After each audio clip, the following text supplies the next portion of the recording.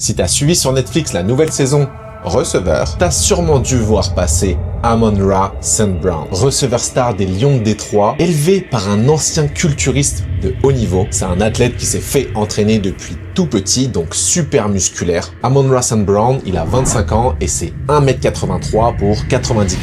4 secondes 61 lors de son 40 yard dash au Pro Day. Aujourd'hui, on analyse un de ses entraînements qu'il va réaliser avec son père et son frère. C'est du haut du corps façon bodybuilding. On va en discuter en profondeur et en toute humilité. Et comme d'habitude, si je peux rajouter une petite dose de science là-dedans, je le ferai. C'est parti!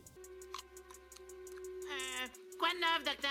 Donc dans cette vidéo, c'est son père qui l'entraîne, c'est son père qui fait la séance et on va pouvoir voir si une séance de bodybuilding c'est adapté ou non à un athlète NFL. La vidéo elle dure 46 minutes à la base, il n'y a rien d'écrit sur la vidéo, donc je t'ai fait un petit récap assez sympathique. Si tu regardes la technique du père, tu le vois déjà à sa façon de bencher que c'est pas un powerlifter. Pas de pouce qui tient la barre, des demi-répétitions, c'est pas la plus belle technique. Mais ce qui nous intéresse aujourd'hui, c'est Amon-Ra. Et tu vas voir, il a des perfs de cochon. Il commence son warm-up avec une plate. Et déjà, tu vois que lui, il agrippe la barre avec ses pouces, qui est plutôt positif. Ensuite, il s'échauffe aussi une série sur l'incline avec 60 kg. On monte à 2 plates, donc 103 kg, c'est des plates de 45 livres. Amon-Ra, il a plutôt une bonne technique au bench. On voit qu'il y a un leg drive dans son mouvement et c'est plutôt positif. Là, la lumière, elle a coupé complètement durant sa série. Mais au moins, il est resté focus. Il continue son échauffement à l'incline avec une plate 25, donc dans les 80 kg, ce qui est très solide pour de l'incline, surtout au nombre de répétitions qu'il fait. Aujourd'hui, tu vas le voir, c'est une séance d'hypertrophie musculaire. Énormément de volume et quasiment tous les exercices finissent à l'échec musculaire. Là, il monte encore une fois à 2 plates 25 et c'est la fin de son échauffement avec 2 plates 25. Donc là, il est monté à 3 plates, une rep, 2 reps, très propre, très fort. Là, c'est 142 kilos. Par la suite, il prend le temps d'assister son frère. Donc, tu as un bon 2 minutes 30, 3 minutes de pause. Et là, il commence ses séries effectives avec 3 plates 25.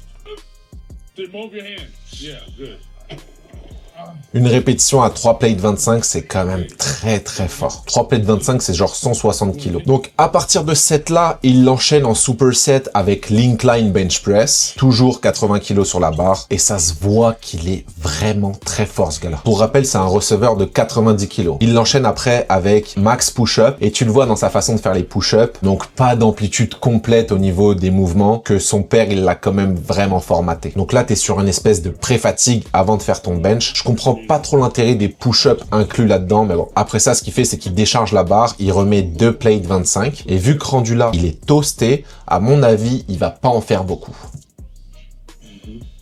T'as une rep qui passe, et même pas une deuxième. Donc, une rep et demie. Là, il deload encore une fois la barre. On est à 2 plates, donc 103 kilos. Et là, il doit envoyer le max de reps qu'il peut. Encore une fois, une et demie. Et à une plate, il envoie le max de reps qu'il peut.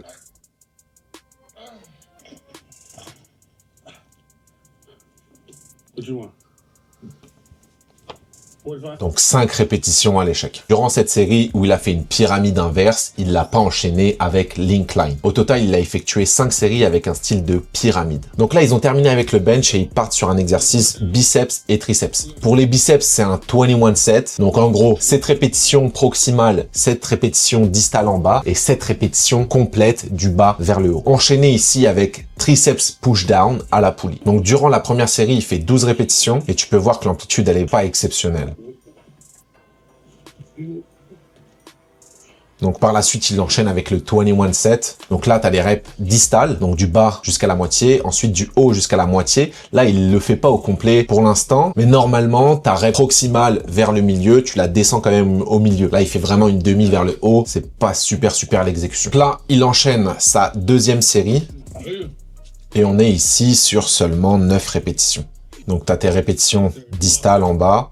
Tu vois, le haut là, l'amplitude de mouvement, elle est tellement quasiment nulle. Dans le 21 set, normalement, tu dois aller jusqu'au milieu de ta répétition. Et après, tu fais tes répétitions complètes. En travail d'hypertrophie, ça te donne un volume incroyable et c'est vraiment pas facile à faire. Donc, il enchaîne pour sa 3e série, encore une fois, avec les triceps push down à la poulie. Cette fois-ci, il réussit à compléter 8 répétitions. Donc tu vois qu'au fur et à mesure, ça descend. 12, 9, 8. Et il continue avec le 21 set. Après s'être défoncé les triceps et les biceps, ils vont l'enchaîner avec quoi?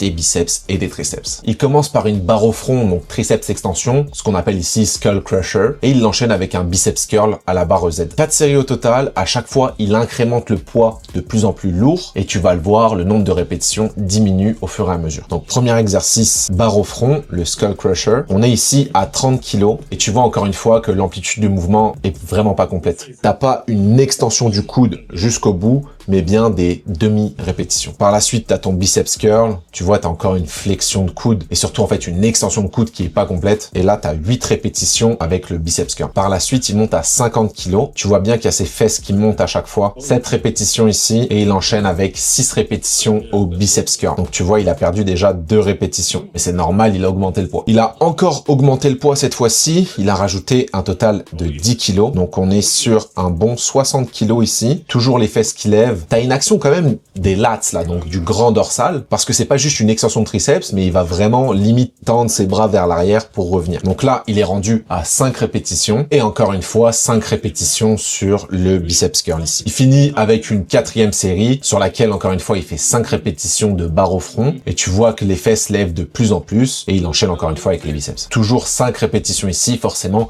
avec la fatigue qui s'accumule, t'as de plus en plus un mouvement de balancier qui te permet de tricher un petit peu dans ton mouvement de flexion de biceps. Juste après ça, ils font un finisher avec justement triceps barre au front. Ils ont mis bien plus léger. Ici, on est à 40 kg. Et là, ce qu'ils vont faire, c'est 4 séries, maximum de répétitions. En termes de répétitions, ça fait 9, 6, 5 et 5. C'est sûr que rendu là, dans ton entraînement, tu commences à être brûlé et avoir des bras de la taille d'une noix de coco, c'est pas facile pour faire des triceps extensions. Là, tu t'apprêtes à voir l'exercice le plus inutile de la séance. On est sur un biceps à la poulie allongé, sur une machine de tirage horizontal.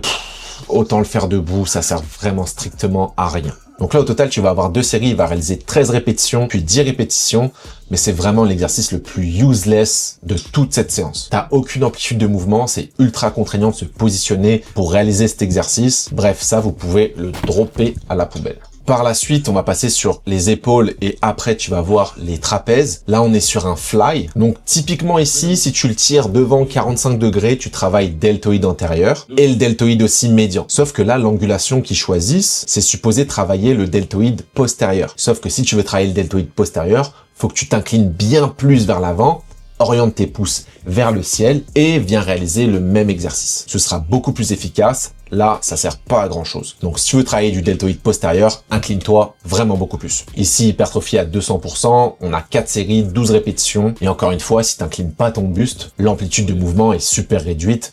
Je trouve pas ça très utile. Et c'est pas comme si t'étais très frais vu tout ce que tu viens de faire juste avant. Donc ça rend le truc encore plus difficile. Par contre, tu peux le voir, il a des épaules là, des noix de coco le bordel. Deltoïde antérieur ultra développé, médian aussi, mais deltoïde postérieur un petit peu moins. Mais Amon-Ra, il a une shape vraiment athlétique. En fait, le truc, c'est qu'il est vraiment sec. Donc, t'as une super belle définition musculaire. Par la suite, t'as des upper roll, donc du tirage menton, où tu vas aller stimuler principalement le trapèze supérieur et aussi un petit peu de rhomboïde si tu viens serrer tes épaules vers l'arrière. Tu as un petit peu de deltoïde médian, mais la principale zone de stimulation, c'est au niveau du dos. Ça reste un tirage. Encore une fois ici, 4 séries, mais tu vas voir que le nombre de répétitions diminue au fur et à mesure. 10 répétitions, 10 répétitions, 7 répétitions, puis 7 répétitions à la fin, quand il est bien toasté. Les temps de repos sont pas vraiment longs. Forcément, on est sur de l'hypertrophie là. L'objectif du PR, c'est que ça les défonce et que ça les brûle, tu vois. C'est un peu la mentalité culturiste. Et ça reste jusqu'à la fin. On en parlera juste après de si oui ou non c'est adapté pour des athlètes. On arrive ici sur l'exercice le plus intéressant de toute la séance. Le travail de cou. Donc tout ce qui est sternocleidomastoïdien, scalène, etc. Tous ces muscles du cou, c'est super important à travailler, surtout au football américain, parce que ça va te permettre aussi de réduire le risque de commotion cérébrale. Et c'est principalement ici du travail en isométrie, donc sans mouvement, une contraction fixe, sans étirement du muscle. Et il le travaille aussi dans tous les plans. Donc plan frontal, de manière latérale sur le côté, et aussi de dos. Ça, avec des athlètes dans les sports de contact, c'est vraiment essentiel de faire ce genre de travail-là. Là, ils tiennent environ 20 secondes, et essaye-le parce que c'est vraiment pas facile. Sur cet exercice-là, tu vois vraiment bien les muscles de son cou se contracter et forcer. Donc là, t'avais une seule série pour l'exercice le plus important. T'as seulement une série, donc c'est pas fou. Mais bon, ça reste un petit exercice à la fin de renforcement, c'est correct. Pour finir, ils vont faire un travail de core, donc un travail de gainage avec différents exercices, à chaque fois 20 répétitions. Et on est plus ici sur un travail de psoas iliaque parce que t'as beaucoup de kicks, t'as beaucoup de travail de jambes tendues et t'as pas forcément d'exercice où tu vas venir contracter ton grand droit de l'abdomen en rapprochant origine et insertion. Donc t'as des kicks, ensuite t'as ce qu'on appelle les ciseaux. Ils enchaînent ensuite avec ce qu'on appelle bicycle, donc le vélo, les cycles de jambes. Et surtout, ça sans pause. Par la suite, t'as les cercles. Je travaille rarement avec mes mains sous les fesses pour ce genre d'exercice-là, mais ce qui est intéressant là-dedans, c'est que ça vient ramener ton bassin en rétroversion et donc tu contractes en même temps en isométrie ton grand droit de l'abdomen, ton six-pack. Donc ensuite, ils font la même chose, mais de l'autre sens, et après, ils le font avec les pieds collés ensemble dans un sens, puis dans l'autre. Et tu vois que même si c'est un athlète élite, là, il a mal. Et pourtant, le gars a un six-pack d'enfer. Voici ce qui conclut la fin de cette séance avec un total de 9 exercices. Si tu finis pas pompé après ce genre de séance, je comprends pas. Pour résumer, c'est pas une séance pour faire en sorte que tu vas devenir un athlète de haut niveau. En tout cas, pas en football américain. Par contre, en off-season, pour augmenter ta masse musculaire, donc faire de l'hypertrophie, ça peut être très intéressant. De toute façon, si tu veux développer ta masse musculaire, t'as pas d'autre choix que d'augmenter ton volume d'entraînement. C'est la variable numéro 1 pour faire du muscle. Mais t'es pas obligé de le faire dans une seule séance. C'est la minute science. Peu importe où ton volume est réparti dans la semaine, tant que t'as un volume important, eh bien, tu vas développer de l'hypertrophie. Donc, tu pourrais le faire dans une seule séance, sauf que ça va te prendre la journée, ce pourquoi je te conseille de le faire tout au long de la semaine. Bref, ce genre de séance-là, tu le fais jamais ça durant la saison. C'est bien trop contraignant et tu vas avoir bien trop de courbatures par la suite. Donc d'un point de vue athlétique, cette séance, elle est pas du tout à reproduire, sauf en tout début de cycle d'entraînement où là, elle pourrait trouver sa place. Il y a certains exercices inutiles comme on l'a vu, mais il y en a d'autres qui sont tout à fait legit et que tu pourrais reproduire dans ta salle d'entraînement. Avoir un père qui fait du culturisme, ça te donne pas que des bonnes habitudes. On peut le voir avec l'amplitude de mouvement et aussi la prise sur certains exercices. Mais quand tu es coaché par des préparateurs physiques dans ton équipe, ça se corrige assez vite. La preuve, Amon-Ra, il est pas si dégueulasse que ça en termes de technique. Au contraire. Et l'avantage d'avoir un père qui a fait du culturisme à haut niveau, c'est qu'il lui a inculqué ses valeurs de travail acharné, qui lui ont aussi donné cette shape. Et pour rappel, un athlète musclé, surtout dans les sports de contact, c'est une carapace en plus contre les chocs. Voici ce qui conclut cette vidéo sur Amon-Ra St. Brown, receveur star des Lions de Détroit. J'espère que vous avez kiffé comme d'hab. Si c'est le cas, n'hésitez pas à commenter la vidéo pour me dire quel athlète vous voulez voir dans les prochaines. Pensez au petit like qui fait plaisir et on se dit à très vite pour des nouvelles analyses d'entraînement d'athlètes professionnels. Prenez soin de vous, à la prochaine.